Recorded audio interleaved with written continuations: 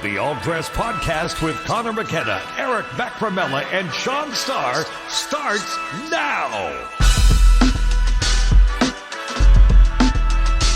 And away we go. Welcome to a new episode of All Dressed. I'm Conor with Shaun and Eric. Hello, everybody. Do you get Buenos that? dias. Anybody get that reference? And away we go. That sounds very familiar. And away we go. I feel like that's what my shrink says to me at the start of every session. And away we go.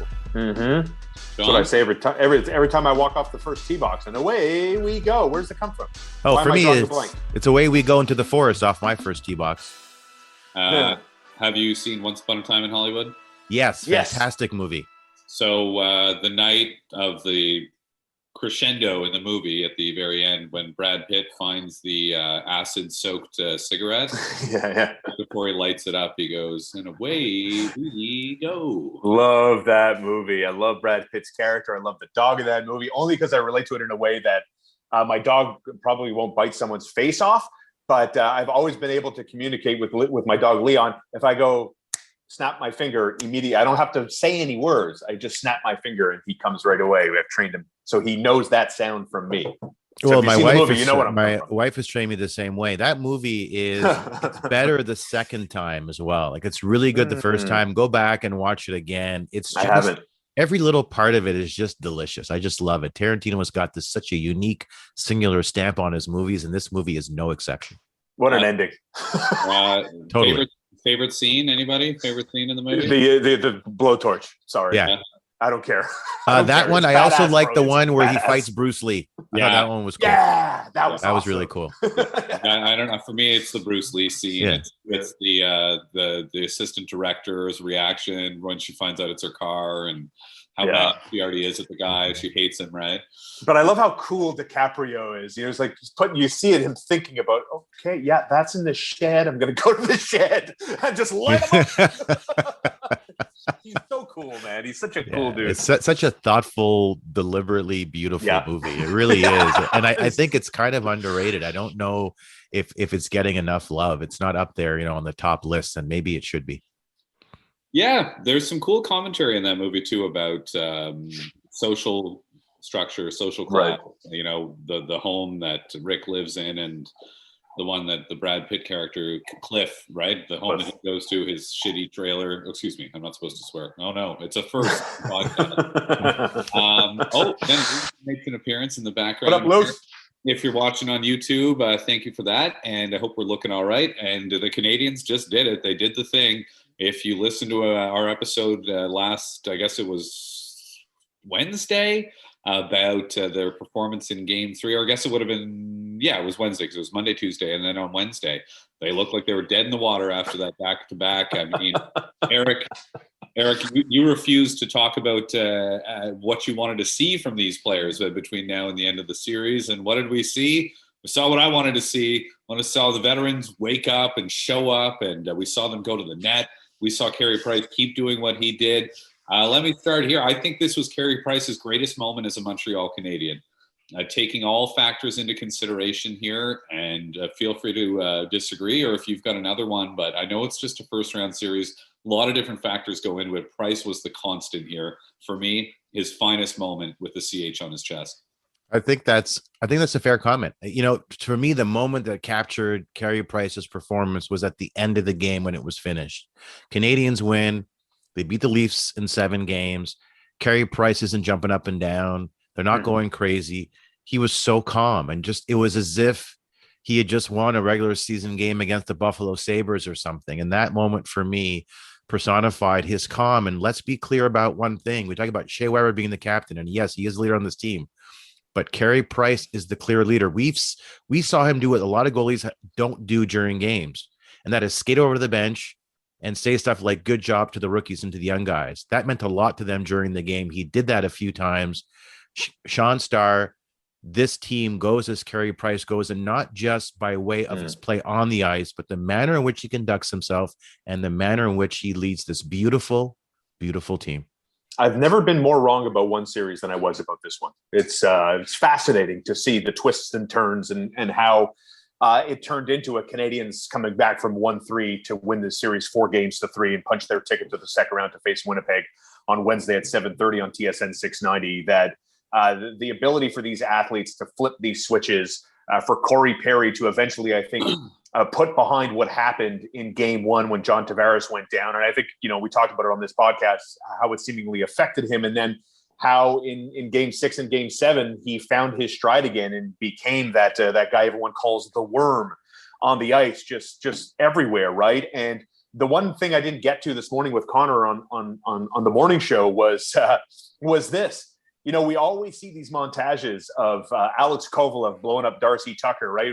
Anytime we reference Leafs Canadians, Carey Price has now taken over from Alex Kovalev blowing up Darcy Tucker as the go-to proud moment in the rivalry between these two teams. The sequence of saves on William Nylander, especially early in the first period, the confidence and just the level of frustrations. Like I could picture it in my mind of these great editors putting together like the faces of Marner and Matthews getting stoned, Nylander looking up, Hyman looking up, and there's Carey Price, steady, unwavering the entire time, which was truly unexpected, Connor. It was unexpected. I didn't see this coming. Game 7, the way that the Canadians played in the first period set the tone, right? It was exactly what they wanted to do, short of scoring a goal. And the way Price played, you did have that feeling. Although I will say it was a little bit different as a feeling, but the feeling I'm talking about is he's not going to be beat tonight. But I've had that feeling. And then we saw the third period comebacks in games 5 and 6, where ultimately he got the job done, but he still was beat. But it wasn't going to happen in game 7.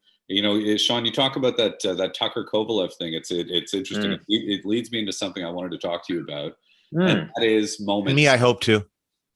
Yeah. Well, I had it on our list. For our Tuesday Scorchers at 8:05. I had it. The one thing I didn't get to bring up was that final. This is the new Kovalev on Tucker. But it's still, that's a moment. I mean, you're talking about a montage, and I think about moments. That I love my moments when I talk about this team. That I think something just happened in the last 5 days that has not happened with this team, and it changed the mood of the fan base in a way that we haven't seen since they traded PK Subban. And that is that we were waiting for moments. When was the last time? What was the moment that they had after the Subban trade? Guys, I would hazard that there's been basically none. When we're talking about the playoffs, no big time moments. We know how Subban always used to deliver them. And in this series, we got moments. We got, I think, arguably the Paul Byron goal is one that we're going to remember in game 1. And the overtime, the 2-on-0 in overtime in the playoffs. Has anybody ever seen a 2-on-0 in overtime in the playoffs before? Then you've got the Kotkaniemi winner against the run of play, outshot 13-2 in overtime. Who thought that they were going to win that game based on the first 15 minutes of overtime?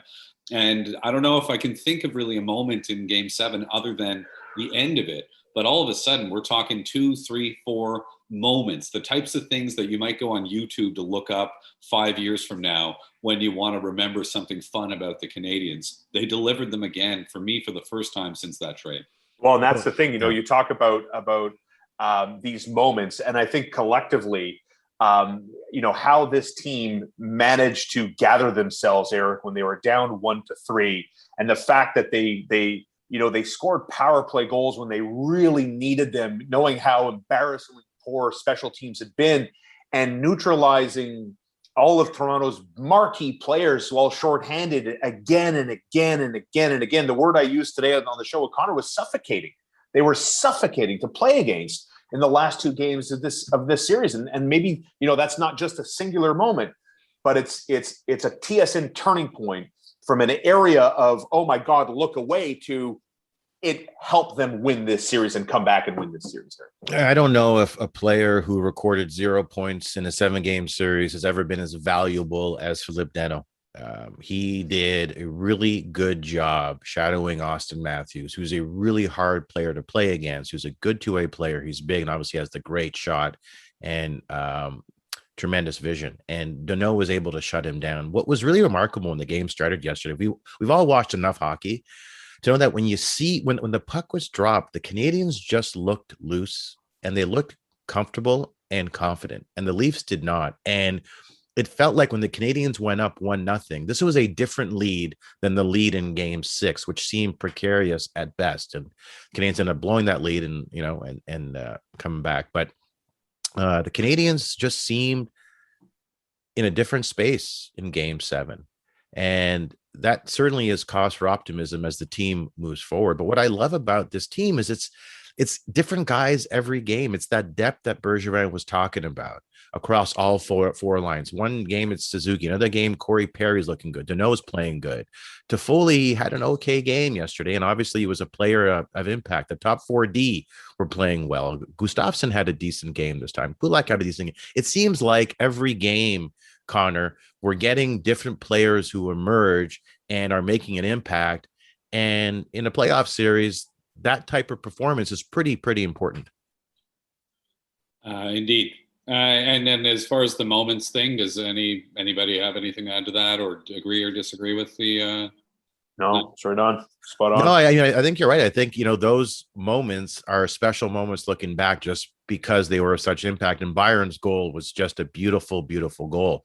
For me, the moment that stands out is a long moment. That's just Carey Price's play. If you can define that as a single moment, it really was bewildering. I mean, it was astonishing. He makes it look easy because he's so positionally strong.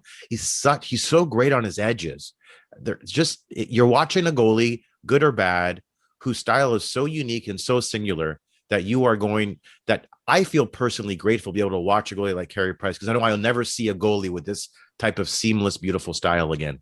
And I'll recall Ben Sherrod ragdolling Austin Matthews behind the net, and Austin Matthews just being hung onto by the scruff of his collar, just looking. The camera catches him right square in the face. He's like, I can't do anything about this, so I'm just going to take it until it gets broken up, right? And I don't know if it was a telltale sign, Connor, of what was to come, but the Montreal Canadiens, were able to really dictate the physical element of this game. And maybe, Eric, to your point about Montreal seemingly looking more comfortable because they were in their element and they were the ones saying, okay, this is how we're going to play Toronto. Do you have the jam to match us? And they didn't, not for a second last night.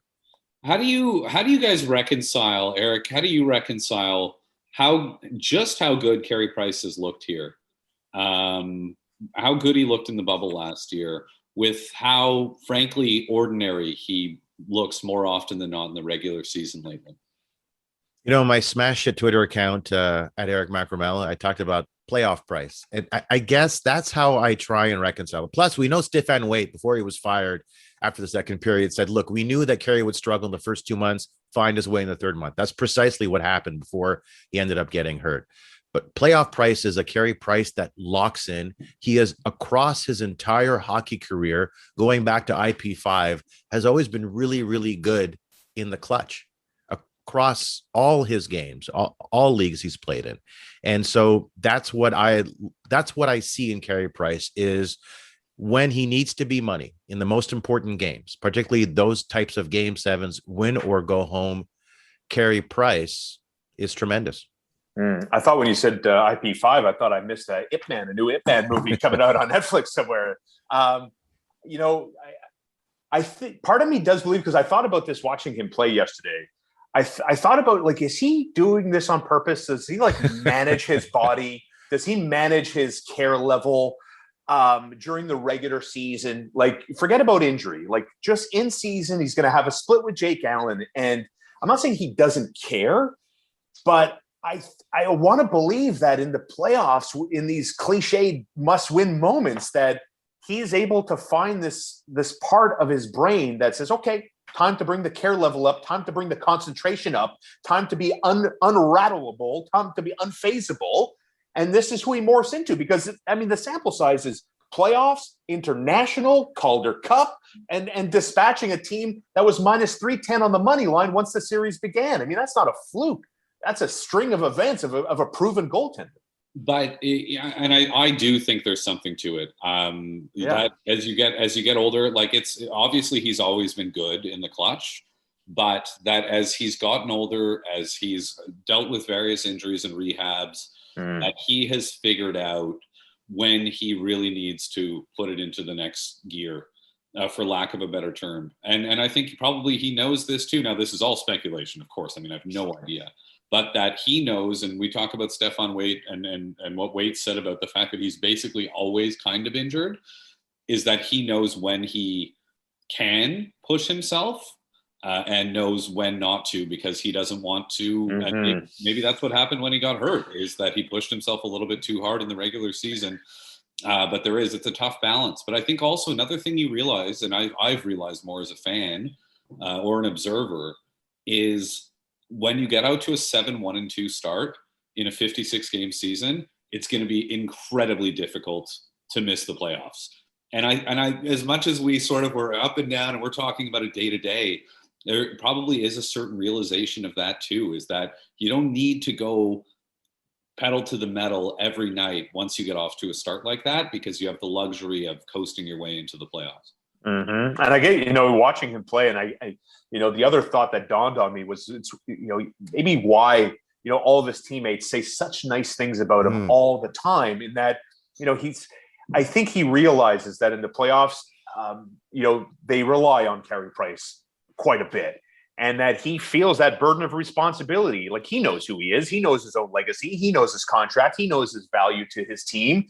And maybe there's this element, a very strong element internally, where he feels like he'll let everybody down if he doesn't find that next year and doesn't live up to his reputation and his expectation of being, a top flight goaltender in the National Hockey League. And maybe that helps, spawn that motivation and help, get that competitive level to this spot where you don't really see it consistently during the regular season, all but, a couple of flashes here or there. But it's there. It's there. Well, his teammates have a respect for him. What's far more telling is that more than half of the NHL player population look to Carey Price as the best goaltender in the league. And so he has the respect of his peers. And Carey Price, sometimes we forget what kind of goaltender he is, and deservedly so, based upon his regular season performance, which this season was wildly inconsistent. But once the playoffs start, a different type of Carey Price is presented. And we understand why other NHL players who play against him say that he's the best. It's because moments like this where he emerges truly as a goaltender that carries a team on its back and changes the way the Canadians play in front of him. How much do you buy the cool, calm, and collected thing? Like, I think he has to make an effort to maintain that cold as ice facade sometimes. And I think last night's a bit of an example of it. Like, we've seen how, and I'll base this just on, I've covered him his whole career, how fiery he sometimes gets in practice.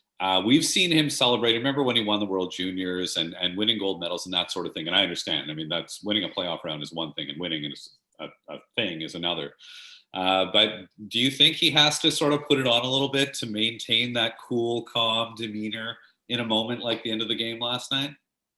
I don't know. I mean, I think, he's been in the league such a long time, and he's gained so much perspective and understands that, a single series, whenever terrific it is, doesn't mean you've won the Stanley Cup. I think back to the law firm, if, got a second or third year associate and we win a trial and he's jumping up and down, or she's jumping up and down. And, I would be jumping up and down years ago. Now I'm like, let's just make sure the client pays their bills and let's hope they don't appeal, I think I think he's just gained perspective.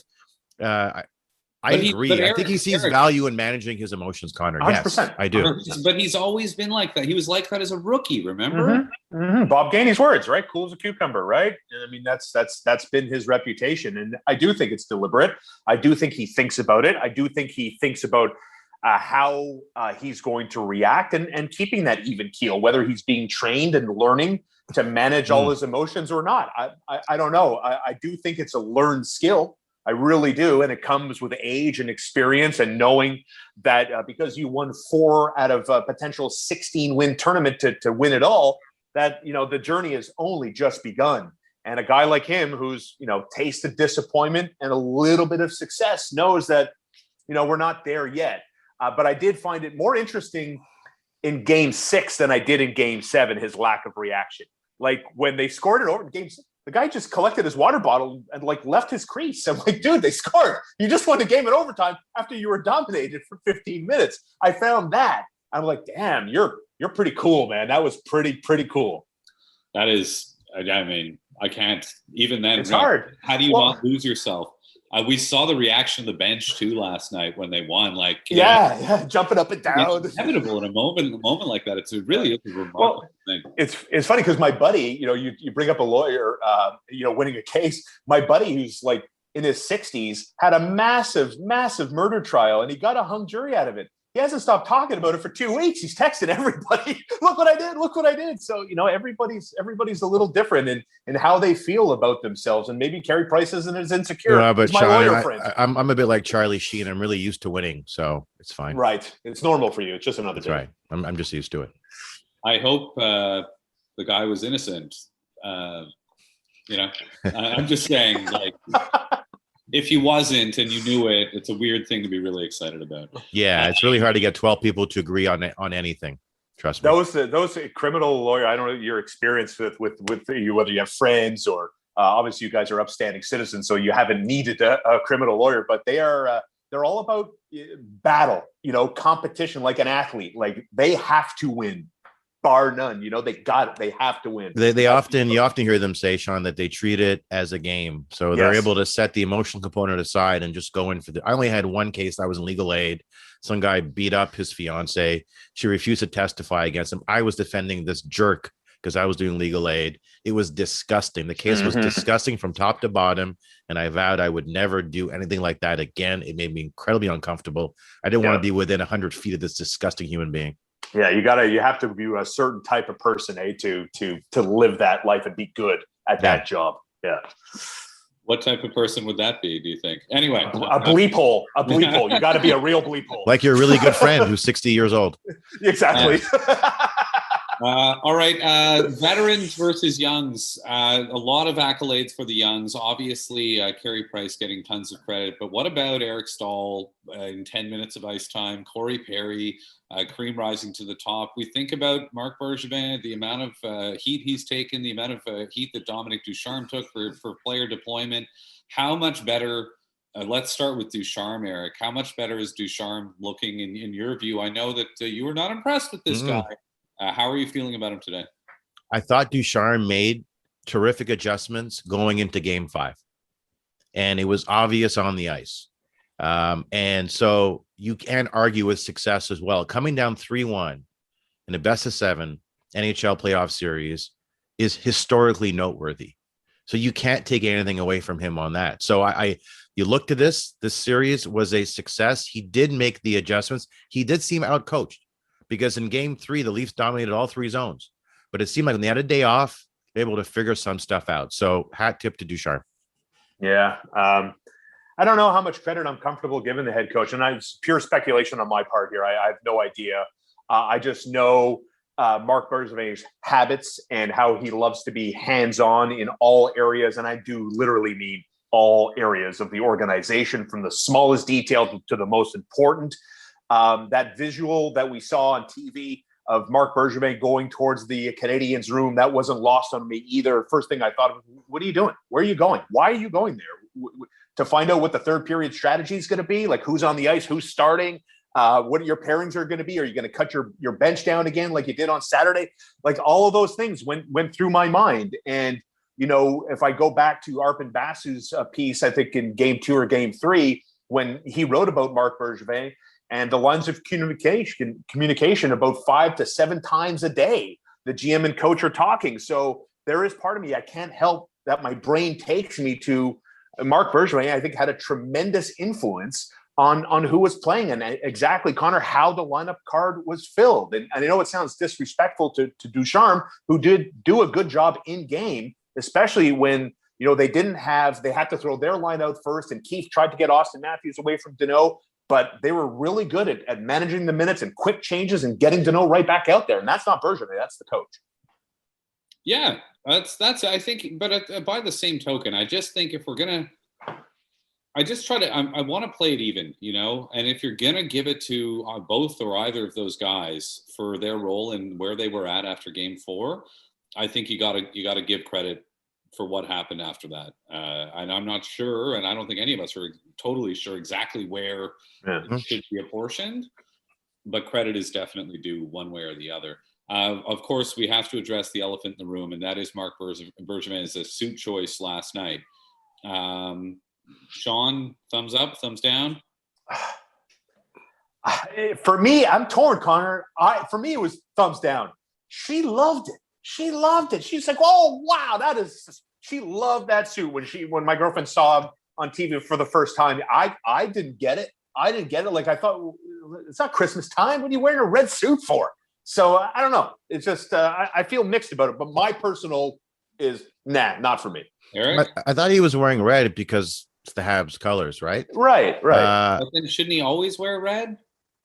You know, Or a red I give tie, him at least. that was an ambitious choice of suit. Yes. And I give him a thumbs up. I give him a thumbs up because, while it may not have been what some people wanted to see, it took courage to wear that. And frankly, it's refreshing to see someone say, I'm going to step out of your comfort zone and do what I want to do and take that leap. So you know what? I applaud Bergevin for doing that, for having the guts to wear what he wanted to wear, irrespective of how some people may have reacted. Dude, the guy's wearing red slacks, brother. Red slacks. I'm not sure he was wearing socks. So that was weird how he tried to strangle Carey Price after the game. Maybe that was the red suit. Like, I got you. You're mine. You're mine. Carey Price didn't even look at him. No, it's just because that was the massage Bergevin promised him if Carey Price won the game. So he delivered the massage right after the game. That's a true story. It's, you know what? I think I got a message from my sister. I stayed off Twitter. I tried to stay off Twitter for Game 7. Yeah. So I noticed the suit, but I was watching with my girlfriend. She didn't notice, so it wasn't even a conversation. But I noticed it, right? And then she's texting me. My sister never texts me. She doesn't watch the Canadians, but she was watching last night, and she's like, "What is the story with Bergevin's suit?" I'm like, "What do you mean? I don't know. It's a loud show, you know." She's like, "Clown suit, no." And I was like, "You know what? I gotta, again, I'll give this guy credit. I think he pulls it off." Yep. And it's based on the fact that he's made bold fashion choices in the past. We know that he's a very fashion conscious guy, but I think as much as one can pull off such a ridiculous suit, I think he did. But doesn't it say something that, you know, people are saying, "Oh, I don't like it, so he shouldn't wear it"? That's not the test. That's not the test whether you should wear it. Why does it make people upset or uncomfortable or believe that it's unacceptable? That's his choice. Don't we always support? Aren't people always saying, "Hey, let people choose, let them make their own decisions"? And when they don't like it, then we criticize them. And I'll tell you, he's got the swagger to pull off bold fashion choices like that. You know, he has confidence, and that's what it takes. It takes that level of confidence. He's got the silver fox flow going with the red suit, man. Who am I to say anything? But I don't understand that. We can get haircuts. Why does he not? I think it's a team. I thought maybe it was a team thing. You know, the COVID haircuts. They were all. You remember Price had long hair going there at some points in the season. I thought maybe it was like one of these weird things these weird hockey teams do. Well, look, I don't know how old he is. He's in his mid 50s, late. I don't know where he is. If you have hair like that and you look like that, then you just do it. And again, it's your decision. We should celebrate your right to decide for yourself rather than criticize the decisions that you make because they don't meet with our expectations, please. Dude, the guy's 55, man. He looks amazing. He looks amazing. Yeah. He looks really good. Okay, get a room, Eric. Jeez. Okay. Beautiful. He's so handsome. How you doing? Yeah, that's right. So I'm just trying to think here. All right. So what impressed you more? The play of the young guys like Jesperi Kotkaniemi and Nick Suzuki and Cole Caulfield, or the unexpectedly strong play of some of these veteran guys, whether it's the guys on the blue line or the guys up front like Perry and Stahl? Eric? That's a great question. I was pleasantly surprised. I think it'd probably be the latter. I was pleasantly surprised by Eric Stahl's effectiveness in the limited minutes that he played. He got 2 assists last night. He's had a good past 3 games, and he did what they asked him to do. And he was physical yesterday as well. He pitched in when he needed to pitch in, and he was an effective player for the Montreal Canadiens. So I would say Eric Stahl to me was the most pleasant surprise of the entire group. Wow. For me, it's not even close. It's a gimme putt. It's what Nick Suzuki did. It's Kotkaniemi. And I think ahead of all of those guys, even though he didn't have the production that a Suzuki had, who I thought, again, almost had a coming out party, he was outstanding, borderline dominant at times. But Sean, Suzuki had that last year in the bubble, and I think we expected him to be good, and he got off to a slow start. I guess what the way I'm answering Connor's question is, who really exceeded my expectations? I thought that was kind of your question. You know, when I look at how Cole Caulfield performed, I think what jumps out to me is I think he's more skilled than just a goal scorer. I watch his ability to find open ice. Okay, fine. He's a bit of an adventurer in the defensive zone, but I don't really care about that, to be honest with you. I like how he predicts lanes for the puck. He's good at getting, because he's so small that he's fast and maneuverable, that I think we're going to see something we didn't expect, that we're going to see an all-around star player that could do more, Connor, than just shoot the puck like an elite level sniper can. I think we're going to be surprised with his all-around game. I think we're going to see him score a goal in the playoffs this year, which I'm excited. And yeah, I think it's an equal opportunity thing for me in terms of the vets versus the youngsters. They're both very pleasant. I don't know if surprises is the right word. If in the case of some of those vets, I think it is. Although Perry, I think we saw how Perry was with Dallas last year. Yeah. But when it comes to Stahl, and even look at times, like Eric, you mentioned earlier, Gustafsson, when called upon, looked okay. Brett Kulak in and out of the lineup. Joel Edmondson outstanding. All right, we're running short on time. So I guess we will just keep it all Habs, except for, do we have a name for the top four? Did we settle on something? Fab-Four? Fab-Four? Fab-Four. Time for the Fab-Four. That's the Beatles, though, yeah? Yeah. We're just. Can we pay some copyright to get a little music behind us? Let me talk to an intellectual property lawyer for that. We're fine. Okay. Good. How much do we owe you for that legal expertise? That's $7,000. I am so expensive. I wouldn't pay my bills. Wow. Oh, geez. Can I get monthly installments, please? It's so nice being rich. You have a layout? Sorry. He does, yes. All right, our Fab Four this week is nuts. Who's nuts? Sean Starr's idea. Go ahead. You're such a child. I know. I'm 42. Okay, I'll start it off. All right. Go ahead.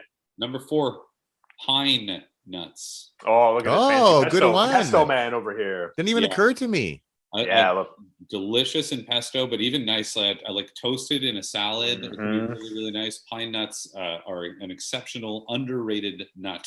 Didn't you find that as you got older, like the importance of texture in a good meal? Like you're saying, nuts in a salad, crunch element, just a different play. You know what I mean? Totally. Yeah. That's why I love Pop-Tarts. Beautiful texture. The crunch is fantastic. I think a salad in particular. Yes. Or a little bit of crunch, like a pita chip, or you can have like a little noodle, something like that. And what a seed, or not a toasted seed or a toasted nut, can also bring it totally. Yeah. Last night we had sunflower seeds in our salad. It was delicious. Some raisins and Pop-Tarts. We had a lot of Pop-Tarts in our salad. It wasn't a salad. It was a Pop-Tart with some sunflower seeds on it. But whatever. Were they toasted, the sunflower seeds? No, they were not toasted. Even better when they're million times better. You toast them, then you lose a bit of the flavor. Please, it's enough. You toast them, you lose the flavor. That's right. You heard me. No, it's the opposite. The oils come out of the nuts, and it brings it to another level. Well, when the oils do leave the nuts, it is at a whole new level. You're absolutely right. It's the opposite of toasting a fresh bagel. This is good toasting. Good toasting. Bad toasting. Shame Bad on you. Toasting. What's number 3? Pea nuts. Yes. Yeah. I can't make a nut list without the peanut. I love it. The cashew is number 2 on my list. And number 1 nut, pistachio. Oh, son of a nut. Son of a. From the guy who's got S&M in his kitchen. Yeah, animal. You're an animal, a controversial animal. Right, Sex sells, though, as Sean always says. All right, Sean, you're up next. So sponsor this podcast. Okay, coming in at number 4, I love walnuts. I love breaking them apart, picking them out of their shells. I've been loving walnuts. Yes, come on. They're so good. They're so tasty. Hey, you want to ruin one of the best things on earth, the chocolate brownies? chip cookie?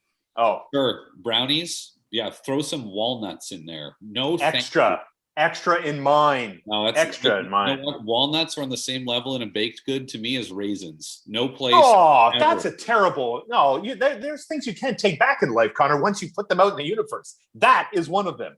Number 3 on my favorite nuts of all time, Blue Diamond almonds on an airplane. Don't you love those? When we used to get, Connor, you travel a lot more than I do. Are they still made available by your flight attendant? No. You ask for them? Not because of peanut allergies. Yeah, no. Right. Yeah. But fond memories of going to Florida when I was a boy. Coming in at number 2, barbecue peanuts over any other seasoned regular peanut. And normally, Connor, you know this, I'm a fan of just plain flavors, like 50% reduced sodium is my all-time favorite potato chip flavor. So I'll surprise you, Connor, by going with BBQ peanuts. But number 1 on the list, excuse you, sir. I thought I muted. No, you never mute. You were not muted. You burped. That made my stomach turn. That was disgusting yet beautiful. So you can hear me right now? Oh, yes. Dude, every time you and I let it go. No, you have to mute Zoom because you still have a speaker. No, you're fine. We heard you well when you were farting for 3 minutes straight. We heard you the entire time. Go back the last 3 podcasts. Yeah. You're gonna see. I love it. That's right. Because it reminds me of how Howard Stern will do like a live read. Oh, that was like, gold. This episode brought to you by White Claw. I didn't know. I had no idea. Why didn't you say? Yeah. Well, we just said something. We just said I find it funny. Yeah. But this one was more in your face than the previous that one was like, I don't care. You guys can go to hell. Turns out you were on mute. Salted jumbo cashews. Gentlemen, salted jumbo cashews, number 1 all-time favorite nut, Eric Macramella. You Belgian bastard. Okay. My top 4 nuts. I do love walnuts. It's a lot of work to get to the walnut. You can't. I'm a man. I'm lazy. Try and use my teeth sometime. It's a bad idea, but I love the walnut because it's really the chase for the walnut. Yeah, the effort that goes into retrieving the walnut. So that's number 4 on my list. Number 3 is I love cashews. I love buying them. They're expensive, which is why I shoplift them, but they're delicious.